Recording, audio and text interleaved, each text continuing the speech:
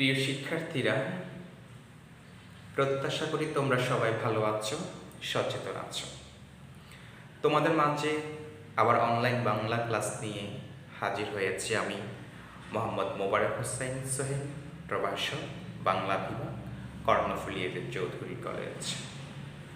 প্রিয় শিক্ষার্থীরা, আমি রবীন্দ্রনাথ ঠাকুরের সোনাত্তরী কবিতাটি আজকে আলোচনা করব। এই সোনাত্তরী কবিতাটি আগে আমি কবি পরিচিতি ব্যাখ্যা করেছি। সোনাত্তরী কবিতাটি লিখেছেন বিশ্বকবি রবীন্দ্রনাথ ঠাকুর। এই সোনাত্তরী কবিতাটির মূলত একটি রূপক কবিতা। রূপক কবিতা বলতে ওই সমস্ত কবিতাটিকে বোঝানো হয় যে সকল বাহ্যিক অর্থের মধ্যেও অন্য আরেকটি অর্থ প্রকাশ করে, সেটি হচ্ছে রূপক কবিতা। সোনাত্তরী কবিতাটি রবীন্দ্রনাথ ঠাকুরের বিখ্যাত কাব্য সোনাত্তরী কাব্যের নাম। কবিতাটি হচ্ছে সোনাত্তরী কবিতাটি। এই কবিতাটিতে যাওয়ার আগে কবিতাটির ব্যাকগ্রাউন্ড একটু আলোচনা করা উচিত। এই কবিতাটিতে এখানে বলা হয়েছে পাকা ধান, কিন্তু পাকা ধান কৃষক কাটে নাই। কৃষক ধান কাটতে হয়েছিল কাঁচা ধান। এই কবিতাটিতে বর্ষাকালের চিত্র পাওয়া যায়, অর্থাৎ এই কবিতাটি রচিত হয়েছে বর্ষাকালে। এই কবিতাটি রচনাকাল ছিল 1298 ফাল্গুন থেকে 1300 অগ্রহায়ণের মধ্যে কবিতাটি রচনা হয়েছে। এই কবিতাটি রচনাকাল যদিও 1898 ফাল্গুন থেকে 1300 অগ্রহায়ণ পর্যন্ত থাকে, কিন্তু কবিতাটি তারও 6 মাস আগে রচনা করা হয়েছে আষাঢ় এবং শ্রাবণ মাসে। কখন? আষাঢ় এবং শ্রাবণ মাসে। আমরা যে কবিতাটি দেখতে পাচ্ছি তার যে একটা বাহ্যিক অর্থ আমরা বুঝতে পেরেছি, মূলত তার ভিতরে আরেকটা অর্থ প্রকাশ করতে চেয়েছে। রবীন্দ্রনাথ ঠাকুর কবিতাটি লেখার পরে তার ছিন্নপত্র, আমি রবীন্দ্রনাথের লেখা সমগ্র উল্লেখ করেছিলাম, তিনি অনেকগুলো ছিন্নপত্র লিখেছেন। তিনি সেখানে সোনাত্তরী কবিতাটা নিয়ে কিছু কথা বলেছিলেন। তিনি বলেছিলেন যে রবীন্দ্রনাথ ঠাকুর যখন বাংলাদেশের শিলাইদহে বসবাস করেছিলেন, এই শিলাইদহে কবিতাটি তিনি লিখেছিলেন। এই কবিতাটি যখন লিখেন তখন কবি রবীন্দ্রনাথের সাথে একজন শিল্পী রবীন্দ্রনাথ এসে যুক্ত হয় এবং একজন দার্শনিক রবীন্দ্রনাথ এসে যুক্ত হয়। এই জন্য কবিতাটি নিয়ে বেশি সমালোচনা হয়েছে। এই কবিতাটি শুধু ইন্টারমিডিয়েটের জন্য না, এই কবিতাটিতে যারা অনার্স মাস্টার্স করে তাদের সোনাত্তরী কবিতাটি পড়তে হয়। রবীন্দ্রনাথ ঠাকুর যখন পূর্ব বাংলার শিলাইদহে, সিরাজগঞ্জের শিলাইদহে বসবাস করেন, তখন তিনি সোনাত্তরী কাব্যটি রচনা করেন এবং এই কবিতাটিও রচনা করেন। তিনি তখন লিখেছিলেন যে আমাদের চরের মধ্যে নদীর জল প্রবেশ করেছে, চাষারা নৌকা বোঝাই করে কাঁচা ধান কেটে নিয়ে যায়। রবীন্দ্রনাথ ঠাকুর নিজে ছিন্নপত্রে লিখেছিলেন যে আমাদের চরের মধ্যে নদীর জল প্রবেশ করেছে, চাষারা কাঁচা ধান কেটে নৌকা বোঝাই করে। আমরা কবিতাটি দেখতে পাচ্ছি পাকা ধান, কিন্তু না, কাঁচা ধান কেটতে বাধ্য হয়েছে কৃষকরা। আমার বটের পাশ দিয়ে নৌকা যাচ্ছে, তা ক্রমাগত হাহাকার শুনতে পাচ্ছি। এই যে কৃষকরা কাঁচা ধান কেটে নিয়ে যাচ্ছে, রবীন্দ্রনাথ ঠাকুর বটে বসে আছে, নৌকায় বসে আছে, তার নৌকার পাশ দিয়ে কৃষকরা কাঁচা ধান কেটে যাচ্ছে এবং কৃষকদের হাহাকার শুনতে পাচ্ছে। যখন আর কয়েকদিন থাকলে ধান পাকতে, তখন কাঁচা ধান কেটে আনা চাষার পক্ষে কি নিদারুণ ব্যাপার বুঝতে পেরেছি। অর্থাৎ আর কয়েকদিন থাকলে কৃষকরা অবশ্যই পাকা ধান কাটতে পারত, কিন্তু প্রাকৃতিক দুর্যোগে অবিরাম বৃষ্টিতে কৃষক ফসল নষ্ট হয়ে যাওয়ার ভয়ে কাঁচা ধানে কেটে নিয়ে এসেছে। এতে কৃষকদের যে কি নিদারুণ দুঃখ সেটা রবীন্দ্রনাথ ঠাকুর বুঝতে পেরেছে। এই বুঝতে পেরে তিনি কি করেছে, কবিতাটি শিলাইদহে বসে লিখেছেন। কবিতাটির নাম হচ্ছে সোনার কবিতা। আমি কবিতাটি যাওয়ার পূর্বে কবিতাটির কিছু অর্থ একটু আলোচনা করি, তারপর আমরা মূল কবিতায় চলে যাব। এখানে প্রথম যে অর্থটি আছে গরজে, গরজে শব্দের অর্থ হচ্ছে গর্জন করা। আকাশ যে বর্ষাকালে ডাক দেয়, গর্জন করে, সেটা এখানে বলা হয়েছে গরজে। ভাড়া ভাড়া, ভাড়া ভাড়া শব্দের অর্থ ধান রাখার পাত্র, যেখানে ধান রাখা হয় এরকম পাত্রের সমষ্টি বোঝাতে এখানে ব্যবহৃত হয়েছে। খুর ধারা, খুরের মতো ধারালো যে প্রবাহ বা স্রোত, খুর, খুর ধারা, খুরের মতো ধারালো যে প্রবাহ বা স্রোত। খড় পরশা, ধারালো বর্ষা, এখানে ধারালো বর্ষার মধ্যে বোঝানো হয়েছে। আমি সাধারণ অর্থে কৃষক, প্রতীকী অর্থে শিল্প স্রষ্টা কবি। এখানে কে? শিল্প স্রষ্টা কবি। আমি একেলা, কৃষক কিংবা শিল্প স্রষ্টা কবি নিঃসঙ্গ অবস্থা। চারিদিকে বাঁকা জল করেছে খেলা। ধান ক্ষেতটি ছোট দ্বীপের আঙ্গিক চিত্রিত, তার পাশে ঘূর্ণায়মান স্রোতের উদ্দামতা। নদীর বাঁকা জল স্রোত বেষ্টিত ছোট ক্ষেতটুকুর আশু বিলীয়মান হওয়ার ইঙ্গিত রয়েছে এই অংশে। বাঁকা জল এখানে অনন্তকাল স্রোতের প্রতীক। তরু ছায়া মশি মাখা, মশি মানে হচ্ছে কালি। উপরের মেঘে ঢাকা গ্রামটি যেন গাছের ছায়ায় কালো রঙে মাখানো। গান গেয়ে তরি পেয়ে কে আসে পারে, খুরের মতো ধারালো জলস্রোত গান গাইতে গাইতে যে মাঝি পাড়ের দিকে এগিয়ে আসছে, রবীন্দ্রনাথ ভাবনায় সে নির্মোহ মহাকালের প্রতীক। কোনো দিকে নাহি চাই, দেখি যেন মনে হয় চিনি উহারে।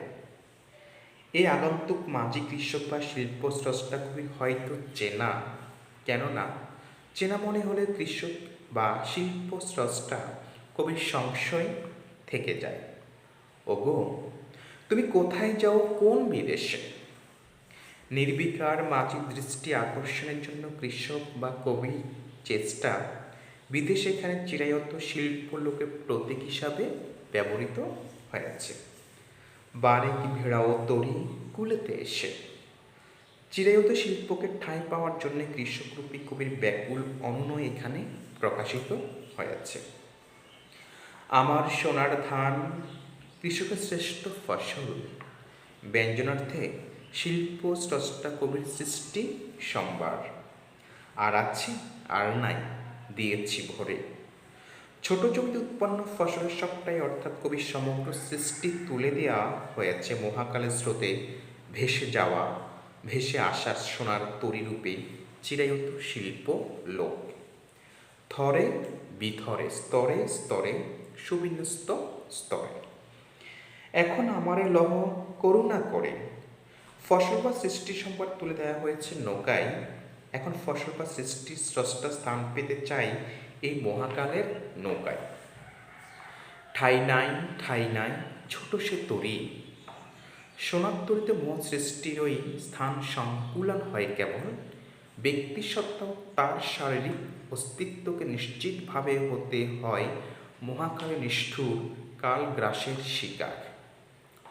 শূন্য নদীর তীরে রহিল পড়ি, নিঃসঙ্গ অপূর্ণতার বেদনা নিয়ে আসন্ন ও অনিবার্য মৃত্যুর প্রতীক্ষার ইঙ্গিত। এই প্রসঙ্গে রবীন্দ্রনাথ ঠাকুর লিখেছেন, মহাকাল আমার সর্বস্ব লইয়া যায় বটে, কিন্তু আমাকে ফেলিয়া যায় বিস্মৃতি ও অবহেলার মধ্যে।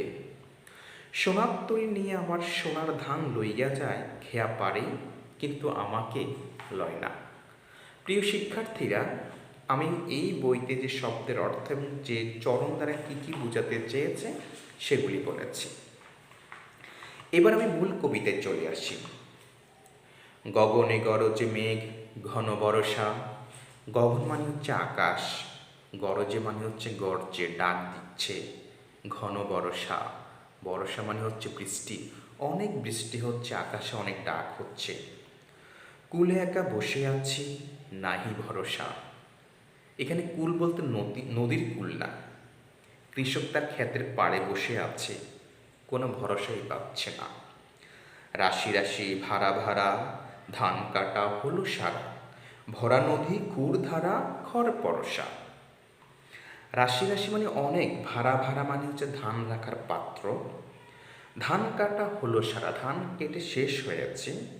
ভরা নদী ক্ষুরধারা, ক্ষুরধারা মানে ধারালো নদীর স্রোত। খড় পরশা, পরশা মানে হচ্ছে ধারালো বর্ষার মতো, অর্থাৎ নদীর স্রোতটুকু খুব বিপজ্জনক মনে হচ্ছে কৃষকের কাছে। কাটিতে কাটিতে ধান এলো বরষা, ধান কাটতে কাটতেই বৃষ্টি চলে এসেছে। একখানি ছোট ক্ষেত, আমি একেলা, চারিদিকে বাঁকা জল করেছে খেলা। এই যে ক্ষেতটুকু আছে, ক্ষেত বলতে এখানে জীবনের একটা দ্বীপ বোঝানো হচ্ছে। এই দ্বীপে আমি একেলা, চারিদিকে বাঁকা জল। এখানে বাঁকা জল মূলত বোঝানো হচ্ছে যে কারে হচ্ছে একটা মৃত্যু, অর্থাৎ আমাদের প্রত্যেকের একটা যে সময়সীমা আছে, এই সময়সীমার মধ্যে আমি একাই আছি। পরপারে দেখি আঁকা, তরু ছায়া মশি মাখা, গ্রামখানি মেঘে ঢাকা প্রভাত বেলা। কে বলেছি? পরপারে দেখি আঁকা, তরু ছায়া মশি মাখা, গ্রামখানি মেঘে ঢাকা প্রভাত বেলা। এখানে পরপারে দেখি আঁকা, অর্থাৎ এই যে গ্রামটা, এই নদীর ওই পারে যে গ্রামটি আছে, সেটি অনেক সুন্দর আর্ট করা আছে। তরু ছায়া মশে, মশে মানে হচ্ছে কালি, কালি দিয়ে মাখা আছে। গ্রামখানি মেঘে ডাকা প্রভাত বেলা। এখন এই গ্রামখানি, প্রভাত মানে সকালবেলা সূর্যের আলো ঝলকানি থাকতো, কিন্তু সেখানে বৃষ্টি বাদলের দিনে মেঘে ঢাকা হয়ে আছে।